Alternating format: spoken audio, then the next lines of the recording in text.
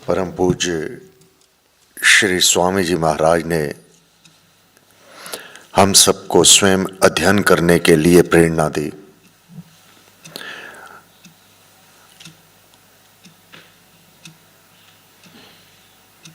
गुरु महाराज के आदेश का पालन करते हुए हम प्रातः सत्संग में सद्ग्रंथों का अध्ययन करते हैं। साथ में गुरु महाराज ने कहा पाठ को समझना होगा, इसमें क्या दर्शाया गया है, शब्द का क्या अर्थ है, क्योंकि अर्थ को जाने बिना मानव मूढ़ ही माना गया, अपने में परिवर्तन नहीं कर पाएगा। पाठ तो कर लिया, परंतु अगर इसको ना समझा गया तो बहुत परिवर्तन जीवन में हो जाना संभव नहीं है। पहले हम पाठ करते हैं, फिर गुरु महाराज से समझने का प्रयत्न करेंगे। गीता का 7वां अध्याय 25वां श्लोक। हे अर्जुन, अपनी योग शक्ति से ढका हुआ मैं सबके लिए प्रकट नहीं हूं।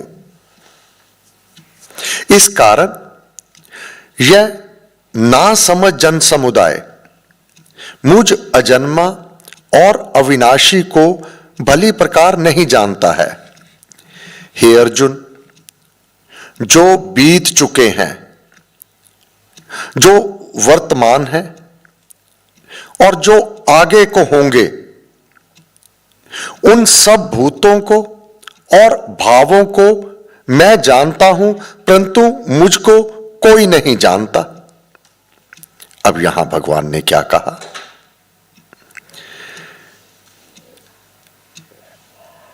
यह संसार एक रंगारंग नाटक मंच है। सभी कलाकार, सभी मानव जो जो कार्य उनको दे दिया गया है वह उसको कर रहे हैं। करवाने वाला वह परमपिता परमात्मा अपनी योग शक्ति से ढका हुआ मैं सबके लिए प्रकट नहीं हूं।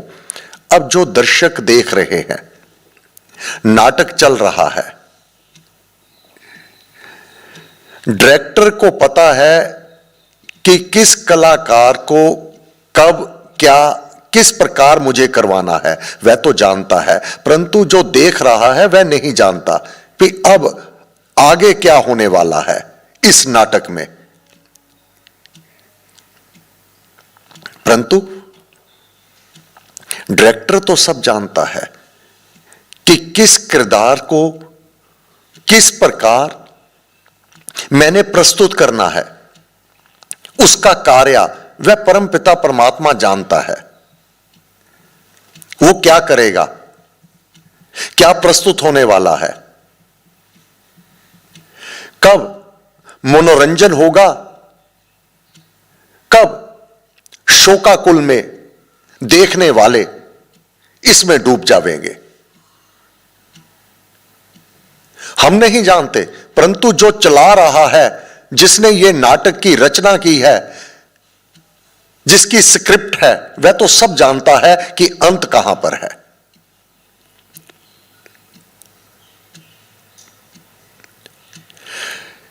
इस कारण यह ना समझ जन समुदाय मुझ अजन्मा और अविनाशी को भली प्रकार नहीं जानता है। हे अर्जुन, जो बीत चुके हैं, जो बीत चुका है, भगवान ने कहा मैं सब जानता हूं। कौन कहां पर गया है, किस अवस्था को प्राप्त हुआ है, किस गति में गया है। जो बीत चुके हैं, जो वर्तमान है, वर्तमान में क्या हो रहा है, मैं दृष्टा अंतर्यामी सब कुछ जानता हूं। और जो आगे को होगा, निस्संदेह जिसने स्क्रिप्ट लिखी है जो नाटककार है, जो डायरेक्टर है, आगे को कौन क्या करेगा वह तो जानता है। किसका जन्म है और नाटक में से बाहर किसने हो जाना है, किसकी मृत्यु हो जाएगी,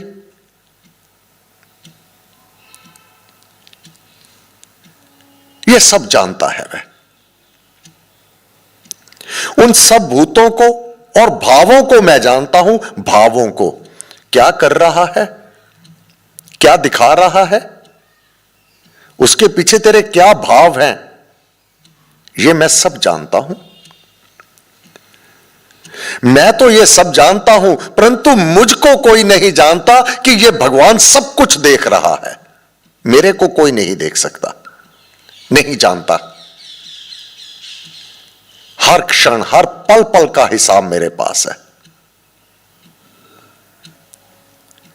और उससे भूल चूक होती ही नहीं।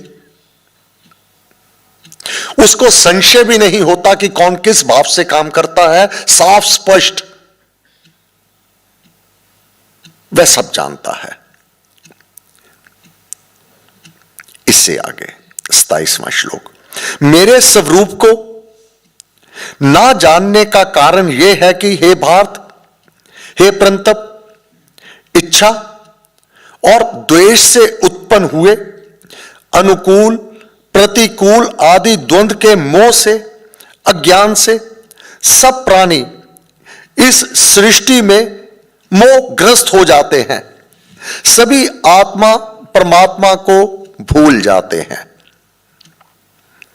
ऐसा कोई भी मानव इस धरती पर पैदा नहीं होता जिसकी इच्छा अथवा मोह ना होवे। जन्म लेते ही भूख से रोने लगता है, इच्छा भोजन की हो जाती है। अब उसे स्नेह व प्यार चाहिए जो मां के द्वारा, अपनों के द्वारा उसे प्राप्त होता है। एक भी व्यक्ति ऐसा नहीं जो इस धरती पर इच्छा के बिना पैदा हो जावे। अपनों का साथ, सबसे पहली इच्छा अपनी भूख को तृप्त करना, फिर स्नेह, फिर प्यार। जब ये पूर्ण नहीं होती तो द्वेष, क्रोध यह उत्पन्न हो आना, यह स्वाभाविक इस सृष्टि में विद्यमान है। तब अनुकूल से राग होने लगता है। मां से अथाह प्रीति, अनुकूलता हर आवश्यकता को वह पूर्ण करती है। उसके बिना बालक नहीं रह पाता। परंतु क्या युवा अवस्था में भी यह विद्यमान रहता है भाव? क्या वृद्ध अवस्था में भी भाव रहता है? अगर यही भाव रहता तो वृद्ध आश्रम ना होते। कोई भी पुत्र माता पिता को वृद्ध आश्रम ना भेजता। यह आवश्यकता, राग। अब आवश्यकता बदल गई, जिससे राग था उसी से द्वेष होने लगा। इच्छा और द्वेष से उत्पन्न हुए अनुकूल प्रतिकूल आदि द्वंद्व, यह युद्ध द्वंद्व के मोह से, अज्ञान से सब प्राणी इस सृष्टि में मोहग्रस्त हो जाते हैं। अब प्रत्येक मानव अपनी इच्छा को पूर्ण करने के लिए और अपनी अनुकूलता के अनुसार वह सब साम्राज्य अपना स्थापित करने लगता है। किसी से द्वेष, जो स्वार्थ में बाधा डाले, जो स्वार्थ को सिद्ध करे, उससे मोह, राग। इसी में इतना उलझ जाता है, सभी आत्मा परमात्मा को भूल जाते हैं। अपने परिवार को, इसके विस्तार में, इसको संजोने में, इसके पालन पोषण में, सगे संबंधी बनाने में और सुचारू रूप से सारा कार्य मन के अनुकूल होता रहे, ये इसी बखेड़े में पड़ जाते हैं। सभी आत्मा परमात्मा को भूल जाते हैं। गर्भ अवस्था में वह बार बार प्रार्थना करता है, गिड़गिड़ाता है, उल्टा लटका हुआ है, हे भगवान मुझे क्षमा कर दो, मैंने बहुत गलतियां की हैं, मैं पुनः इस लोक में आने लगा हूं, मैं तेरे नाम का जाप करूंगा, मैं तेरे प्रत्येक समय गुणगान करूंगा। परंतु जन्म लेते ही इस द्वंद्व में, इच्छा और द्वेष के इसी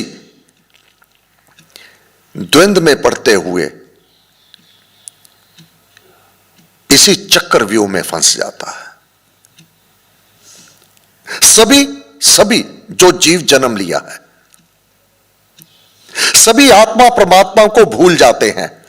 वह आत्मा क्या है, वह परमात्मा क्या है, इसको भूलकर वह मेरा संबंध, ये मेरी जायदाद, ये मेरा अपना, ये पराया, ये दुश्मन, ये मित्र, बस सभी वृत्तिमय बन जाते हैं। आत्मा को भूल जाते हैं। क्या याद रखते हैं? देह को, शरीर को, जो साथ नहीं चलना, जो अवश्य छूट जाना है। देह को ही आत्मा मान लेते हैं, बस देह को ही सर्वस्व मान बैठते हैं। परंतु जिन पुण्य कर्मी जनों का पाप नष्ट हो गया है, वे राग द्वेष आदि के द्वंद्वों के अज्ञान से सर्वथा मुक्त दृढ़ व्रति मनुष्य मुझको भजा करते हैं। भगवान का भजन पुण्य उदय से, आत्म भावना से और मोक्ष की कामना से ही किया जाता है। अब भगवान ने आगे क्या कह दिया? सभी तो वृत्तिमय बन जाते हैं, देह को ही सर्वस्व मान बैठते हैं। आत्मा क्या है, परमात्मा क्या है, इस ओर उनका ध्यान ही नहीं जाता। अपने परिवार में ही देख लो, अपने सगे संबंधियों में ही देख लो। मेरा घर, मेरा पुत्र, मेरी पुत्री, मेरा पति, मेरे माता पिता, मेरा भाई, मेरी बहन, सारा समय इसी में। फिर मेरी संतान बहुत उत्तम बात है, होनी चाहिए, परंतु इससे बाहर वह निकलते ही नहीं। अपने जाप और ध्यान आत्मा क्या है, परमात्मा क्या है, क्योंकि वह अधिभूत क्या है, अधिदैव क्या है, अधियज्ञ क्या है, इसे जानते ही नहीं, जानना ही नहीं चाहते। जो जन बुढ़ापे और मृत्यु से छूटने के लिए मेरा आश्रय लेकर भक्ति योग के साधन करते हैं, वे उस ब्रह्म को, पूर्ण आत्म ज्ञान को और अखिल कर्म को जानते हैं। अखिल सभी कर्म को। बुढ़ापे का कष्ट और प्राण निकलने का कष्ट यह साधारण नहीं है, असाधारण कष्ट है, जिससे तू अनभिज्ञ है, अनभिज्ञ है तू। जो उपासक जड़ तत्वों के अधिष्ठाता, जड़ तत्वों के अधिष्ठाता, अधिभूत और यज्ञ कर्मों के देवता मुझको जानते हैं, मुझ में मन लगाने वाले इस संसार से जाते समय भी मुझे जान लेते हैं, अंत समय में उनका चित्त स्वच्छ हो जाता है। समय पूरा हो गया, यह प्रसंग पूरा नहीं होगा। आज रात्रि को मंगलवार की प्रार्थना सभा में इस श्लोक को समझेंगे कि यहां भगवान ने क्या कहा है। जो उपासक जड़ तत्वों के अधिष्ठाता, और यज्ञ कर्मों के देवता मुझको जानते हैं। मुझ में मन लगाने वाले इस संसार से जाते समय भी मुझे जान लेते हैं। इस संसार में जाते समय भी मुझे जान लेते हैं, ये तो भगवान ने कह दिया। अब हम क्या देखते हैं, जब वृद्ध हो जाता है मानव, अपने जन्म जिनको दिया है उनको नहीं पहचानता, दूसरे से पूछता है, अपनी ही बेटी सम्मुख आ गई, अपना ही दामाद सम्मुख आ गया, नमस्कार किया, नमस्कार का जवाब भी दिया। कमरे से बाहर जाते ही पुत्र से पूछ रहे हैं ये कौन थे? पिताजी ये सबसे बड़ी बेटी आपकी थी।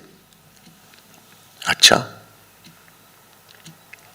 फिर बुजुर्ग के सम्मुख उनके ही अपनों को ले जाके पूछते हैं, पिताजी इसका क्या नाम है, ये कौन है?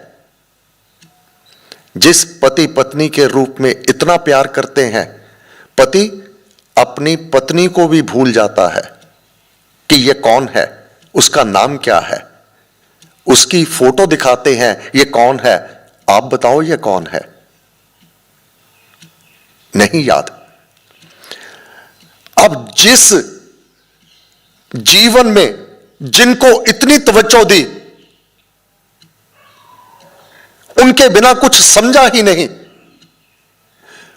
उनको भी भूल गया। अब भगवान याद कैसे आवेंगे? जिसको कदा याद भी नहीं किया वह कैसे याद आएंगे, किसको याद आएंगे? ये सायंकाल की सभा में लेंगे। धन्यवाद। आज मंगलवार साय प्रार्थना सभा 7 से 8:15 बजे। सर्वशक्ति मते परमात्मने श्री रामाय नमः। सर्वशक्ति मते परमात्मने श्री रामाय नमः। सर्वशक्ति मते परमात्मने श्री रामाय नमः। सर्वशक्ति मते परमात्मने श्री रामाय नमः। सर्वशक्ति मते परमात्मने श्री रामाय नमः। सर्वशक्ति मते परमात्मने श्री रामाय नमः। सर्वशक्ति मते परमात्मने श्री रामाय नमः। सर्वशक्ति मते परमात्मने श्री रामाय नमः। सर्वशक्ति मते परमात्मने श्री रामाय नमः। सर्वशक्ति मते परमात्मने श्री रामाय नमः। सर्वशक्ति मते परमात्मने श्री रामाय नमः। सर्वशक्ति मते